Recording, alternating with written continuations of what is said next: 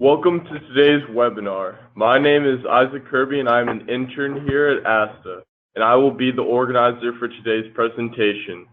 We are happy to welcome today's presenters, Deepak and Chat, with Alluring India Destination. Before we get started, I'd like to point out a few important features on your screen that will allow you to interact with us via the web. We will be answering your questions at the end of this presentation. To ask a question, you will use your GoToWebinar pan. Near the bottom of this pan is an area that says Questions. If you click on the arrow next to where it says Questions, it will open up a window pan. This is what you will use to communicate with us. If you are having trouble hearing this presentation, please make sure your speakers are turned on. If you called in, try hanging up and dialing back in again. You can send me any technical issues via the question pan, and I will try to answer them. I will respond to you via the same pan. Please note that all audience members are muted. We certainly want to hear from you, but we have so many people on the call that the background noise would be prohibitive, and we want to ensure that everyone can hear this entire presentation. Finally, please note that this webinar is being recorded and will be available for on-demand viewing at asta.org by early next week. Now, let's get started. It is my pleasure to introduce Deepak and Chat. Namaste. Thank you, Isaac, for the introduction. I'm Deepak Morgil, the Managing Director at Alluring India Destination. And I am Chaitanya. Please call me Chat, the Head of Business Development at Alluring India. I would like to start with a short introduction about our company.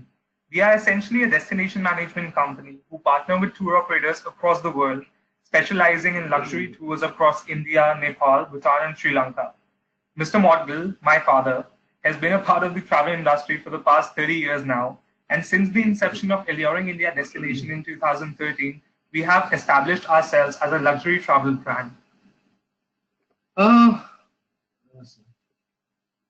In this webinar, we would be focusing on two topics: details on India, such as what are the best places to visit based on your client's interest, when is the best time to visit these places, and how would you create a tour around these places and interest.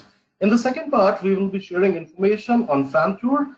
We have scheduled in association with ASTA and NACTA for September in order to provide first-hand Alluring India experience. All right, starting with a few facts about India. From the towering icy peaks of northern mountains to the sun-washed beaches of the southern coast, India's dramatic terrain is actually breathtaking. India is the 7th largest country in the world and the 2nd most populous country after China. With a total area of about 1.3 million square miles and the most diverse country in the world, it is said that the language, culture, dialects, cuisines in India change every 100 miles. You actually need to see it yourself to believe it. A land of remarkable diversity, from ancient traditions to artistic heritage to magnificent landscapes and culinary creations, India will ignite your curiosity, shake your senses, and warm your soul. Let's start with how to get to India. Citizens from United States require a visa, as we all know, to travel to India. US citizens seeking enter India solely for tourist purpose and who plan to stay not longer than 60 days may apply for an electronic travel authorization, which takes about 3 to 4 days. And your passport must be valid for at least 6 months. And all the major airlines fly between USA and India, offering non-stop flights between Delhi, Bombay, and New York, Chicago, San Francisco, Washington. But this has to be brought to your attention that a standard Air India flight between San Francisco and New Delhi is about 16 hours long, which is quite a long journey. And if you really, like myself, I don't want to travel 16 hours non-stop. And if there are other options available, you can take the hop-in, hop-out flights, and you can take other connections as well. Connecting flights are indeed better in case of you don't like a 16-hour flight, which most of us would obviously not like. And there are 17 international airports in India, out of which you can see 5 major airports marked. So if you are planning to start your tour from north, you should ideally land in Delhi. But if you would like to start a tour from the south of India, you will be landing in Mumbai, Bangalore, or Cochin. Similarly, for a lesser explored region, the east of India, you should ideally land in Kolkata. Along with these 17 international airports, there are 80 domestic airports connecting all the major cities and capital cities of India. Hence, accessibility to all the major cities across India is never a problem, even if your clients do not want to travel much in the cars or trains. So let's start by talking about destinations in India which your clients would like to visit when they come up with you over a query with their interests. Let's say someone is interested in skiing, someone is interested in hills or history or culture or spirituality for that matter, or yoga. So let's start with one of the most famous destinations among tourists in Indian summers, the Himalayas. The destination we are talking about here is called Ladakh. Hidden over high-end passes in arid, largely treeless range shadow, Ladakh is a classic trans-Himalayan scenery. Huge khaki-colored valleys and harsh rock walls brought alive by the occasional splash of irrigated green. Traditional Tibetan Buddhist culture remains intact here, with spectacularly located monasteries that burst into life during legal masked dance festivals that have changed very little in the past 500 years.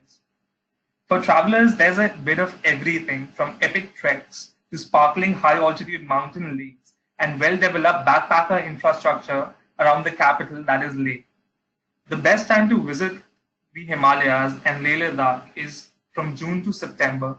The added adventure here, and a lot of people don't know about it, is the treks to track on snow leopards.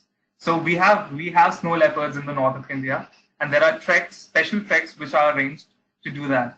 Also, if you talk about accommodations, the accommodations in Ladakh range from luxury, high-end tended accommodations to a wide variety of hotels.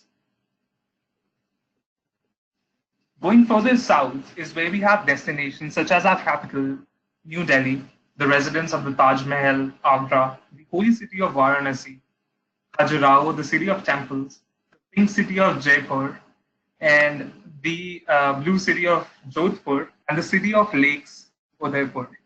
Accumulating all these destinations, we have a perfect North India tour. This western and northern region is a paradise for history and art lovers. The timeline of the northern region of India starts with Varanasi, which is actually the oldest city in the world. It has actually been proven. Ending with the colonial rule of the British, with the in-betweens of magnificent forts and palaces, arts of making jewelries, cloth weaving, and creating of one of the seven wonders of the world, that is the Taj Mahal. So this region, the map that you're seeing right in front of yourselves, this is the exact proper tour for the north of India that we usually recommend to the clients who... This is for 15 days. Yes, tour. Certainly. For 15 to 16 days, this is the perfect tour for the north of India and for the people who actually love history, culture, art.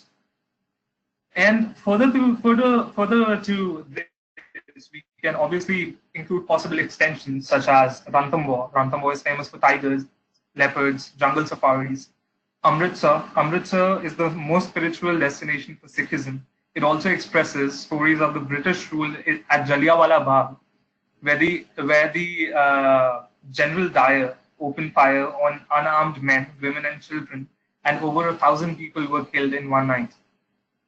Also, a possible extension is there to the wildlife trails of Madhya Pradesh.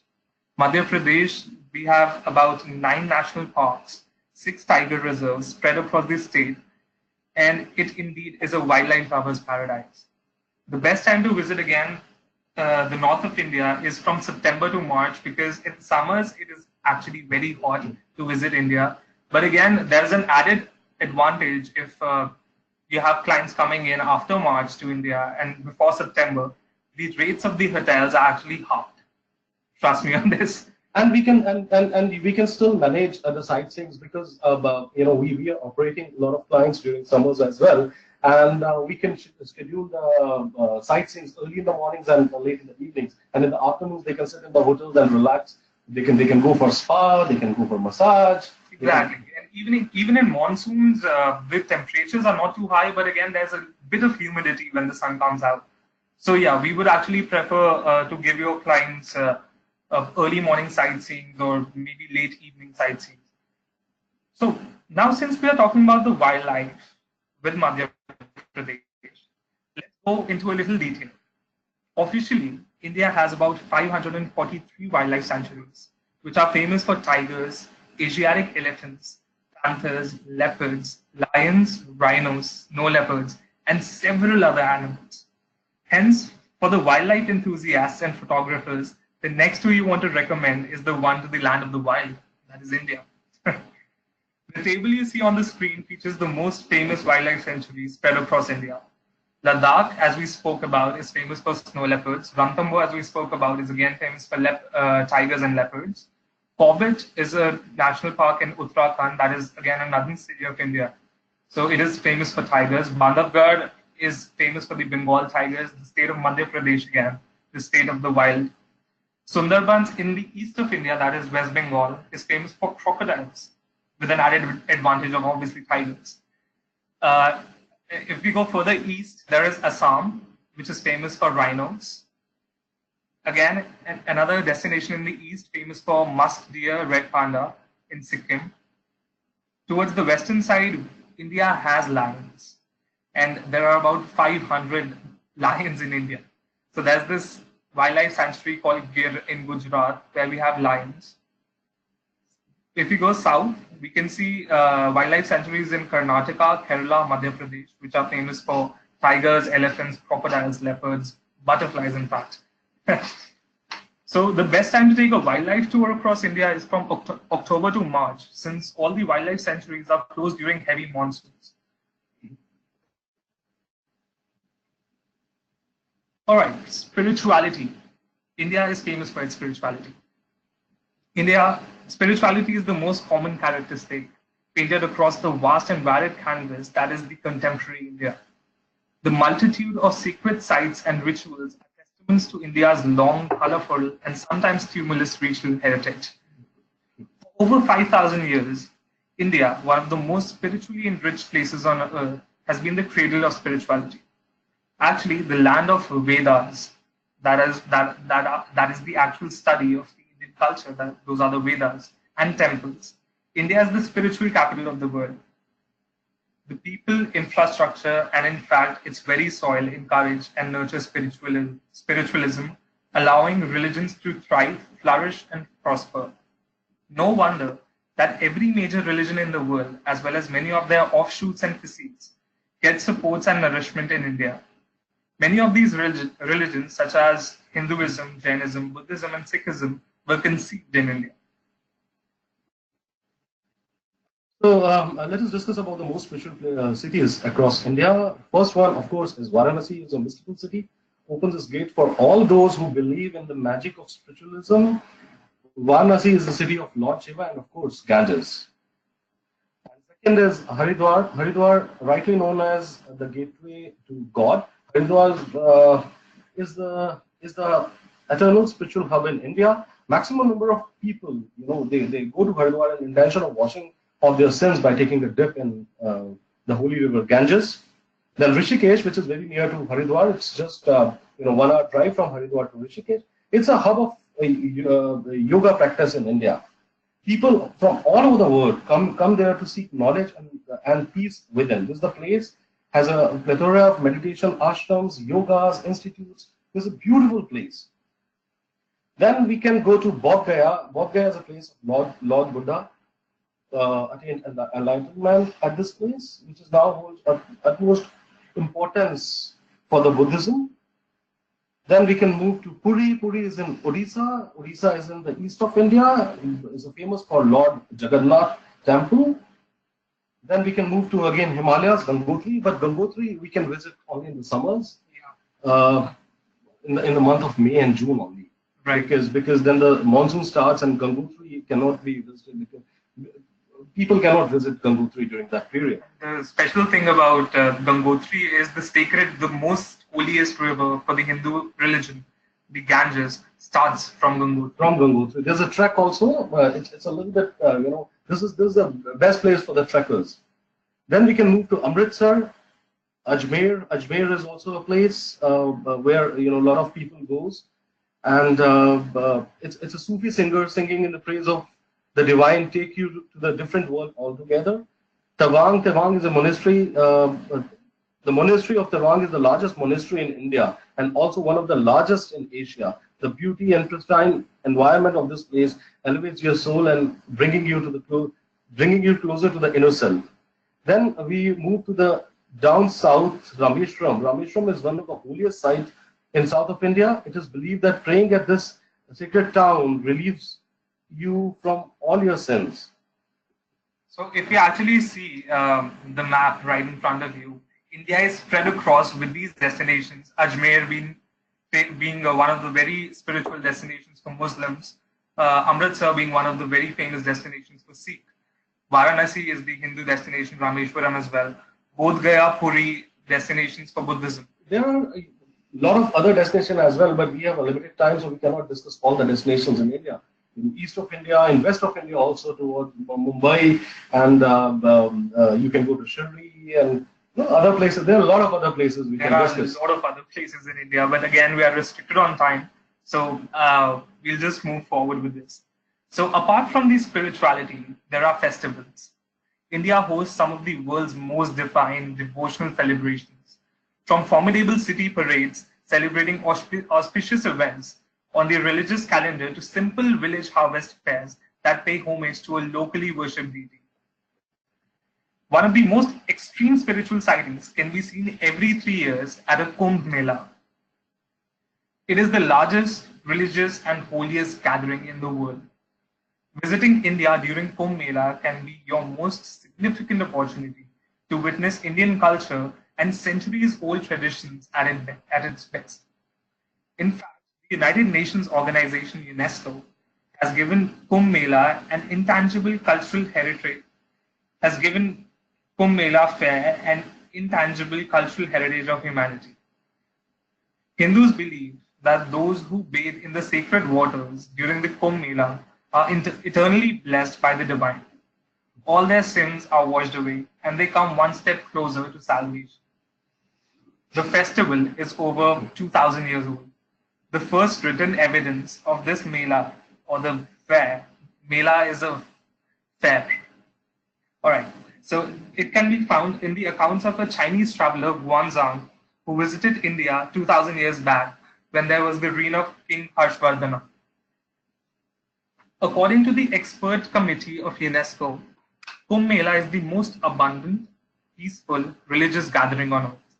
People of different classes participate without any discrimination. The next Kumbh Mela is happening in January, starting from 15th January till 9th of March, till 4th of March in 2019 in Allahabad.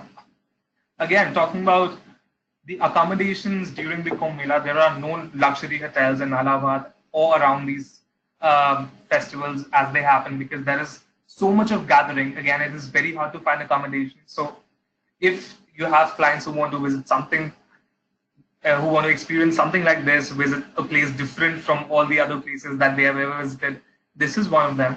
But again, the accommodations here are decent accommodations which are available. There are no luxury hotels around here. Moving forward, since we are talking about festivals and cultures across India, there is one event where I would love to draw your attention. It is the Hornbil Festival that takes place every year in the month of December in the eastern state of Nagaland. So east of India is one of the most unexplored parts of India. Frankly, I don't believe we have ever had an American client trying to go to the east of India. We have had clients from UK, South Africa. Yes. But never. It's been so long since even I'm working in the business. But yeah, we have never had clients who actually visit the eastern part of India. So again, the Hornbil Festival happens in Nagaland, that is the extreme east of India. And the state of Nagaland is home to several tribes which have their own distinct festivals. More than 60% of the population of Nagaland depends on agriculture, and therefore most of these festivals revolve around agriculture. The Naga tribe considers this festival sacred, so the participation in this festival is essential. The Hornbil Festival provides a colorful mixture of dances, performances, crafts, parades, games, sports, food fairs, and religious ceremonies. The festival both exposes the culture as well as the tradition of tribal people in India and reinforces Nagaland's identity as a unique state in India's federal union. Tourists from across the world visit to experience this 10-day festival. In the first 3 days of the festival in 2017, this is a fun fact actually, in 2017, for the first 3 days when this festival was running, we had about 73,000 attendees in the capital of Nagaland, that is a small village called Kohima. It is actually a very famous festival and very few people know about this one. And again, if your clients want to visit it, it's happening from the 1st of December to 10th of December. The accommodations are very hard to get. You have to get going if you actually need to book this one. Yeah, you have to do it very quickly. Very quickly. Because accommodation is very limited. And again, if you have luxury clients visiting, so there are luxury camps set up right in Kohima, that is the center of this festival. Special camps which are set up, but again with very limited availability. Rest assured, there are hotels around, but again, the decent ones, not too much of luxury in those hotels. And one of the most important, festival, most of you must be knowing about this, is the Pushkar Cattle Fair, which happens every year in the month of November in Pushkar, Rajasthan. So Pushkar Cattle Fair, lot of people, Pushkar, I think everybody knows about Pushkar, and I don't need to explain about Pushkar Cattle Fair. That is one reason I never made a slide for that in this presentation. So, but if your clients want to visit Pushkar Cattle Fair, so that can be included in the Golden Triangle trip, like Delhi, Agra, Jaipur, Pushkar, Jodhpur, and then they can go to Udaipur. And from Udaipur they can fly either to Mumbai or to south of India, or take further extensions, or come back to Delhi and take the international flight back. Certainly. The Pushkar Fair happens in November every year, and there are a lot of luxury hotels around there, frankly, and even on that route, the North India tour that we were talking about earlier. So let's move forward and talk about the culture of the southern region of India. It is a different world altogether. If your clients plan to take a tour to south of India, it is suggested to arrive in Mumbai, frankly, because from Mumbai, they can take a connecting flight to Kochi or Chennai, because a lot of flights do not directly fly to Kochi or Chennai. So the cities of Mumbai, Goa, Hampi, Bangalore, Cochin, Chennai, Pondicherry, Rameshwaram are diverse in their own ways. Mumbai is the city that never sleeps, the city of Bollywood, as we know. Goa is the last Portuguese colony in India. Hampi is known for its amazing stone temples. Bangalore is known as the Silicon Valley of India. We have a lot of engineers over there who are working on several other things. Again, we are a startup nation, as our Prime Minister says. So Make in India. Make in India. So Cochin is the capital of the God's own country, that is Kerala. Chennai is the gateway to the gods. Rameshwaram is a temple city. And Pondicherry is the last French colony of India. So again, Pondicherry, a lot of people do not visit, called Puducherry as well, as we have spelled it over here. A lot of people don't visit this destination. Again, a lesser explored destination, not too much touristy in itself. But this is one of the destinations where if you want to take a refuge, this is one place you really want to go. All right, so wherever you go in the south, you'll be bumping into magnificent relics of splendid civilizations that have inhabited this land over 2 million years. The amazing rock-cut shrines carved by Buddhists, Hindus, and Jains at Ajanta and Ellora near Mumbai. The palaces, tombs, forts, mosques of Muslim dynasties on the Deccan. And in Kerala, I would like to mention here, in Kerala, you can visit spice plantation. You can see a lot of spices, tea plantation, if you are interested in visiting tea and coffee plantation, rubber plantation. So you can go to Kerala and you can spend, I can say, 10 to 15 days in Kerala itself. You can go to south of Kerala, you can go to north of Kerala. It's a beautiful destination. And in Tamil Nadu as well, if you are interested in temples, you can visit Tamil Nadu, starting your trip from Chennai. You can go to Madurai, you can visit Pondicherry, Tanjore, and all these places, and then you can combine Kerala as well. So these are the places can be combined. As per we make tailor-made programs, And as per your requirements, we can make a program, we can design. Certainly. And again, one more thing that you see in this slide that is right in front of you, the extreme right picture is from the tea plantations of Munnar. I personally clicked it myself. And this has been actually one of the most amazing experience, and actually does not feel like it's in India. So there are thousands of miles of coastline along fertile plains, along rolling hills in south of India, a constantly changing landscape, glistening by green and double-barreled monsoon. So the possible extensions from the south are towards the northern side, obviously, the North India tour that we talked about, Aurangabad near Mumbai. For Ajanta and Ellora caves. And again, we can further extend a South India tour to a more spiritual tour, let's say a Buddhist trail across the east of India. The accommodations around the southern part of India range from wide variety of hotels spread across it. CGH, Taj, ITC, Leela, Oberoi's have their hotels available here. So you don't have to worry about luxury when your plans are traveling to the south of India. Plus, there are many other hotel chains like 4 stars, which obviously we can present. 4 stars, 3 stars, and there are a lot of homestays as well. If your clients are interested in homestays, so there are a lot of homestays available. So that can also be arranged. And the best time to visit the south of India is from October to March, because again, in monsoons, it is not such a good place to visit because it's always raining, and again, your clients will not be able to see what they came to see. So October to March is the best time to visit the south of India. So now, moving on the second part of our presentation, the Alluring India Destination ASTA and NACTA Fam Tour to north of India in the month of September this year. For an overview, the destinations covered are Delhi, Agra, Jaipur, and Udaipur because of the time constraint. The accommodations are arranged in a 5-star hotels such as Surya in Delhi and Oberoi Tridents in Agra, Jaipur, and Udaipur.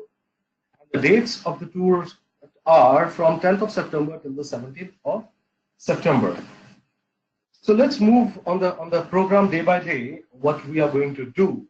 Like on the day 1, you will arrive maybe with the different flights or in the same flight, and we will greet you at the airport and we'll take you to your hotel Surya, where your accommodation is arranged.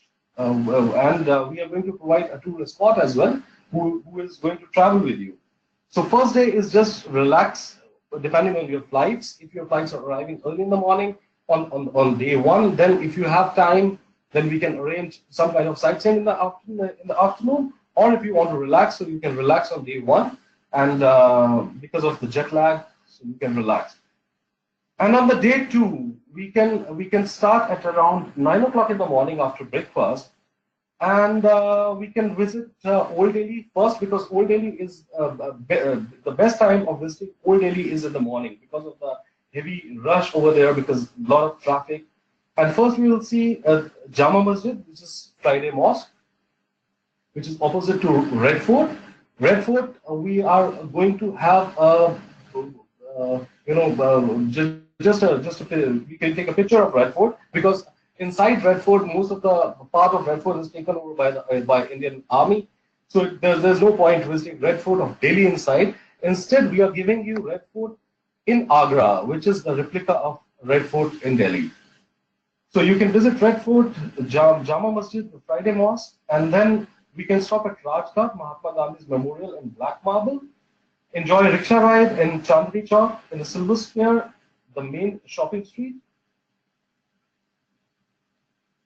And then we will have lunch somewhere. We'll arrange lunch, and after lunch we are going to visit New Delhi. And New Delhi, we'll visit the government buildings like President House, obviously because of the security reasons, from outside only, and Qutub Minar. And we'll see if the time permits, then we can visit Humayun's tomb as well. And dinner will be at the hotel. We will arrange dinner in the hotel Surya itself.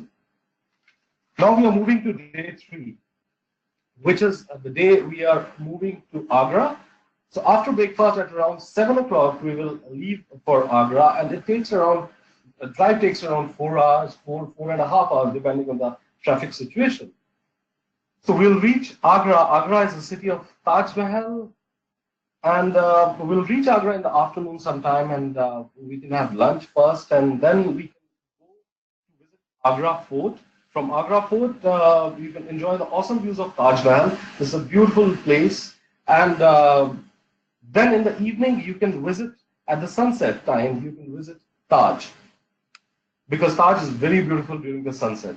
It's the most photographed building in the world. So in the evening you can visit Taj, and we can move back to the hotel, and we'll arrange dinner somewhere, not at Trident, outside. That I will let you know later where we are going to arrange dinner. But of course, it's a beautiful, decent place. Certainly it will. And we are moving to day 4, which is Agra to Jaipur. Agra to Jaipur, if we drive straight, then it takes around 5 hours.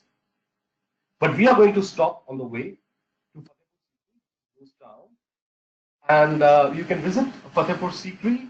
Fatehpur Sikri is a Muslim of Salim Chishti.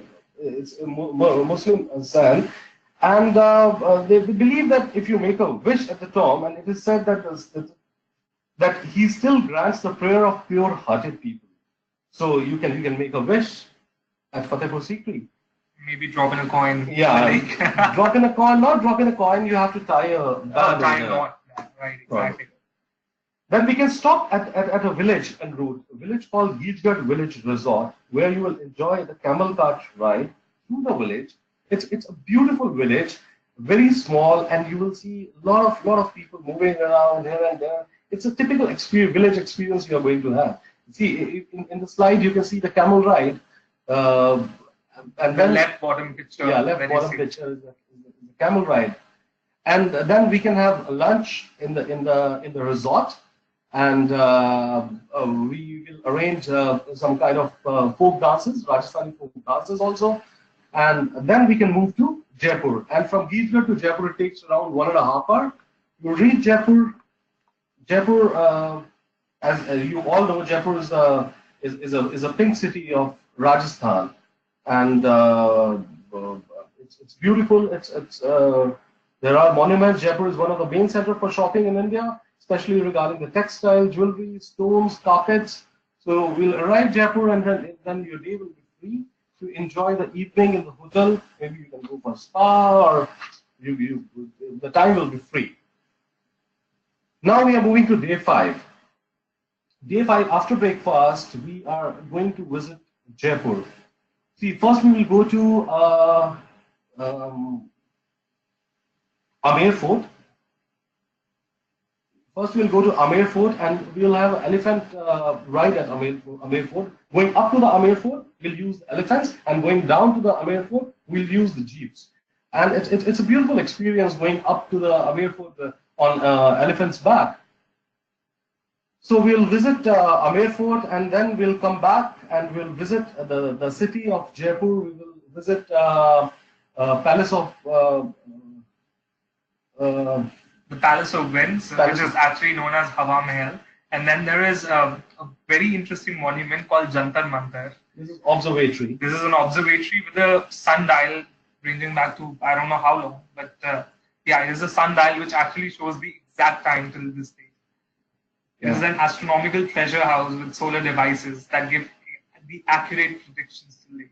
Yeah, and we are going to visit City Palace as well. In the afternoon, City Palace is a home of impressive collection of traditional Rajasthani and Mughal artwork, jewels, textiles, arms. So, then in the evening, we'll arrange dinner somewhere. That obviously I will let you know later where we are going to arrange dinner. But your evening will not be end after the visit of City Palace. After the sightseeing, we're going to have an amazing dinner at an amazing place. The place will be revealed very soon. Once we have you on board, definitely we'll reveal that place. So now we are moving to day 6. We are traveling Udaipur, from Jaipur to Udaipur. So there's a flight in the morning, so we have to get up early in the morning, a little early in the morning, and we can arrange a packed breakfast from the hotel if you want. So you can have a packed breakfast, and then board flight, SpiceJet to Udaipur, and total time is 55 minutes flight.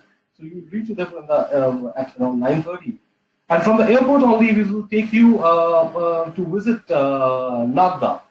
because the check-in time in the hotels is 12 noon, but we'll try to give you rooms as soon as possible. But from airport, we can go directly to visit Nagda Klinji temples, and then we can move to the hotel and check in and relax in the hotel.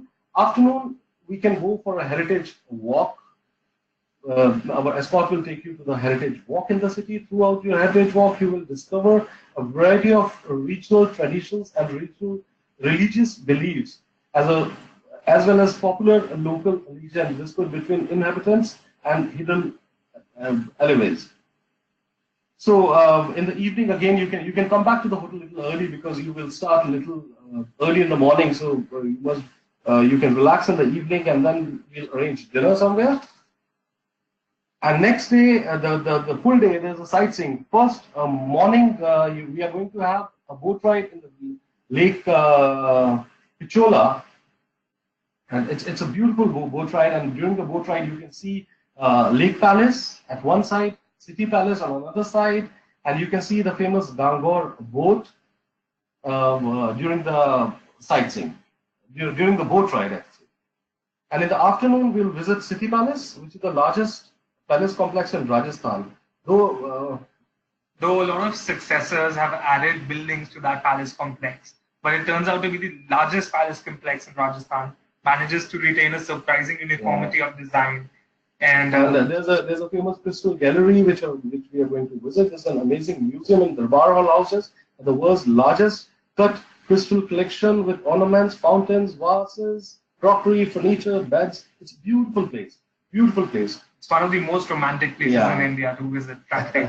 The city of lakes, right by the lake, have a great, amazing dinner, have a great time, take a boat ride with the setting sun amidst the lake, with the city palace on one side and Lake Palace on the other. So it definitely is an amazing experience. Also, you will visit the Jagdish temple, which enshrines a black stone image of Lord Vishnu. Vishnu is the creator in Hindu culture, and his vehicle, a mite bird called Garuna, in a brass image. The temple is a very fine example of Indo-Aryan art. The temple is in use and is visited by colorfully dressed pilgrims. So again, you will be having dinner in Udaipur, and the next day will be your departure. So this morning will be at leisure. You'll take a flight approximately at about 11:30. At 3 o'clock. The flight is at 3:25. You have to be ready at your hotel at 11:30 for departure. And so you will come back to Delhi, and from Delhi, maybe if you have connecting flights, so you can have connecting flights, international flights you can connect, or if somebody wants some extensions, so you can have extensions to Ranthambore, Varanasi, Amritsar, Chandigarh, south of India, Aurangabad. Do let us know where you want to take the extensions, but you have to spend this night in Delhi, and extensions will start from day 9, because for Ranthambore also, if you are going to take a train, then your train leaves early in the morning on day 9, or you can drive to Ranthambore. Drive is a little bit tiring. It's a bit tiring. Let's say it takes about five and a half hours. The best is take a train to Ranthambore and come back to Delhi in a train. You can go to Varanasi by taking a flight. Amritsar also, it's your choice. You can take either train or flight. South India, obviously flight. Aurangabad, there are no direct flights to Aurangabad, but you can go to Bombay and take a connecting flight to Aurangabad. Another destination which we suggest is Chandigarh. You can go to Chandigarh. It's a beautiful place. From Chandigarh, you have time. You can go to Shimla for 2 days. That's again the start of the Himalayas. Yeah, that is where the Himalayas start. It is north of Delhi, Chandigarh, and from Chandigarh to Shimla, it's about a 2 or 3 hour drive. And if you want to take extension to Haridwar or Rishikesh, which we have discussed, that can also be arranged. So there are a lot of places you can visit as extensions. So do let us know your plans for extensions, so we can work on this. Frankly, all the destinations we just spoke about before starting with the details of the tour, all those destinations are your possible extensions for this trip. So please visit the asta.org website, sign up for the Alluring India Destination Tour, and then we'll see you in Delhi. Please, any questions?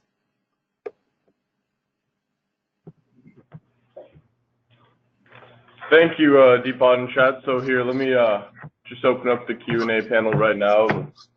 See, I think we have some questions coming in. All right, here's first one. Do you think that this FAM will occur again? See, the FAM is being planned in accordance with ASTA and NACTA at this point of time. So we are not really sure about when it will occur again, but we are being hopeful about it that we might have another FAM next year at the same point of time. Maybe in September or maybe next year we can arrange another FAM in the month of April. After 15th of April, we can arrange another FAM. Depending upon how many people would want to join at that point of time. That point of time, yeah. Interesting. All right. How far is travel between North and South India? And can you share the train system and how crowded is it? We see North India and South India. If you see in the map, it's a long distance. In the trains, we strongly don't recommend trains because trains will take 2 nights and 3 days going to south of India. Even if you will take the fastest train, which is Rajdhani Express, that also takes more than 24 hours. So the best way from travel from north of India to south of India are flights. You must take flights. Flights are not very expensive in these days. So people are traveling in flights, and trains we don't recommend. Talking about the distance from north to south, it's about 2,000 to 2,500 miles. So India does not seem that big on the map, but it is actually a very big country. So traveling across India, again, we would strongly recommend our clients or even you to travel in flights rather than having trains. For the short, Perfect. that's fine. For short distance, trains are fine. Like if somebody wants to have an experience of trains, so they can travel to Agra or Ranthambore in a train, which for Agra, daily Agra train takes around 2 hours. Yeah. So for shorter distances, definitely. But again, for traveling from north to south, that is actually too much. That is too long of a time. So definitely will not recommend. Perfect. So what is the cost of the FAM? The cost of the FAM mentioned on the ASTA website. If you visit the ASTA website, and the cost of the FAM is there. I'm not quite sure if we have it right with us right now to visit the ASTA website. Can you give us a brief moment?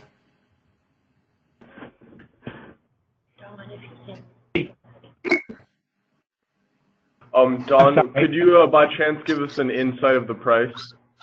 Yeah, excuse me, the prices, this is like for an ASTA or NACTA member price at double occupancy is $1,120. A guest is $100 more. That's a non-industry. Single occupancy is $1,457, and then we have other prices that include, if you're not a member of either ASTA or NACTA, that does include your first year's membership fee. But they're all on the website, and it's probably the simplest way is to look at that and gain all of the additional information that's there. This is a very, very special price which we have negotiated with the hotels, with the transport, and because this price includes all your hotel accommodation, your transportation, your escort, your entrances at the monuments, your breakfast, lunches, a couple of lunches we are going to arrange. All the dinners are included in this. So there are a lot of things are included in this price. This is a very, very special price which we have negotiated with the hotels. On the website, if you go to the page which has all of your rates and your inclusions, you'll see everything that's on there. And do remember, it includes all of your domestic air or anything else that's along those lines. So it's an excellent price, and it's all 5-star hotels. That's another good one there too. All 5-star. In Delhi, it's a Surya, and in Agra, Jaipur, Udaipur, it's Oberoi Trident. Oberoi is everybody knows about Oberoi's chain. Oberoi is all of your hotels are also listed. They're all listed on the website. You can go there, and you can, from there, if you wish, you can go out to the actual hotel website and look at the hotel. I know I did it, and they all look very nice. Perfect.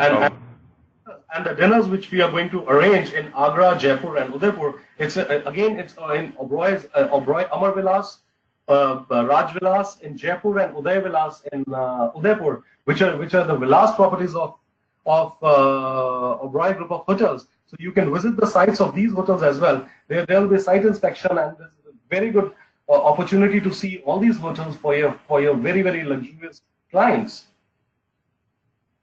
Perfect. How many hours flight from JFK to Delhi? Is it a straight flight or with connection? Can you do air? Yeah, so I guess we cannot do air from our side, but one can actually put some light over this. So again, a standard flight, a direct flight is available again from JFK to Delhi, but it will be a long flight, about 14 to 15 hours. So again, we would actually recommend you taking connecting flights, but again, we do not do international air transportation. And it is always cheaper to take the air transportation from USA only. If the people are traveling from USA, then it is better to take the air transportation from there. If we will suggest the air transportation from India, it will be much more expensive. You can get the deals over there, or maybe you can use your points,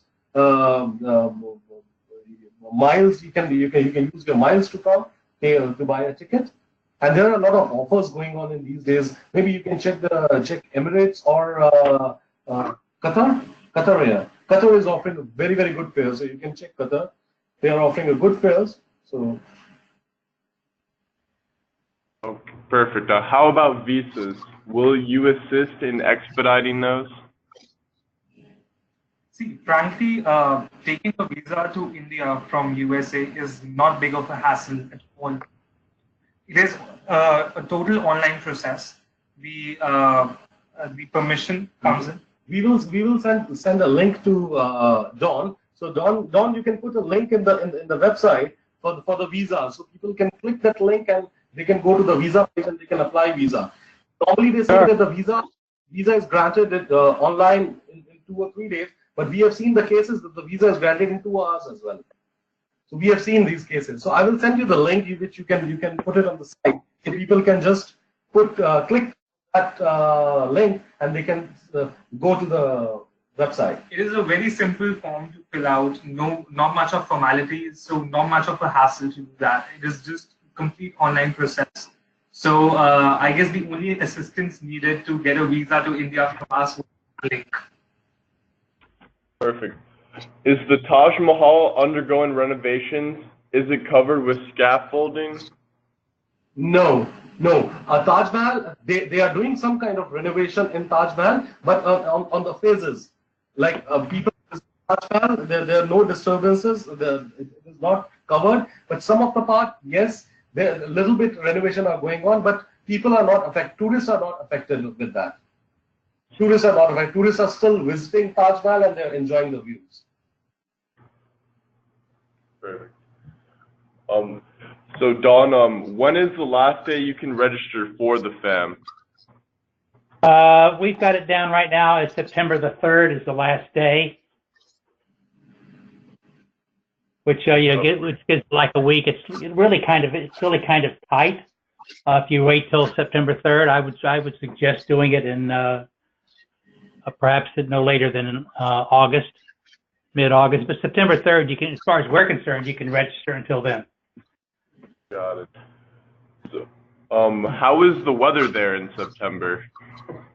September, the weather is pleasant. It's not very hot because it's the end of monsoons, and monsoon ends basically in the end of August. So the weather is pleasant. We cannot say it's cold or it's hot. It's pleasant.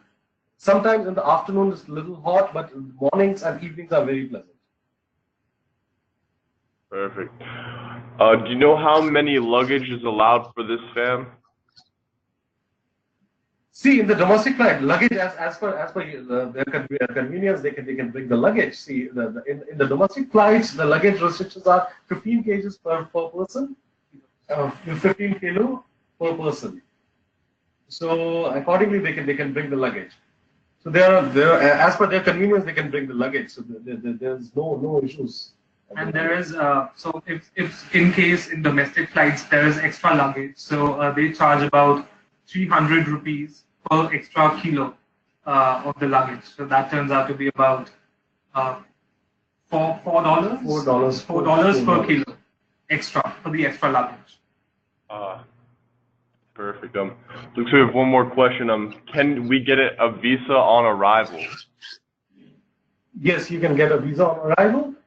But you need to fill that form, the link which we are going to send. So you fill that form, you will get approval, and you can come to India and you will get a visa on arrival. It is not that like you just board a flight over there. No, but you have to have a permission. You'll fill the form, you'll get the permission, and once you will land here, you will get get visa on arrival.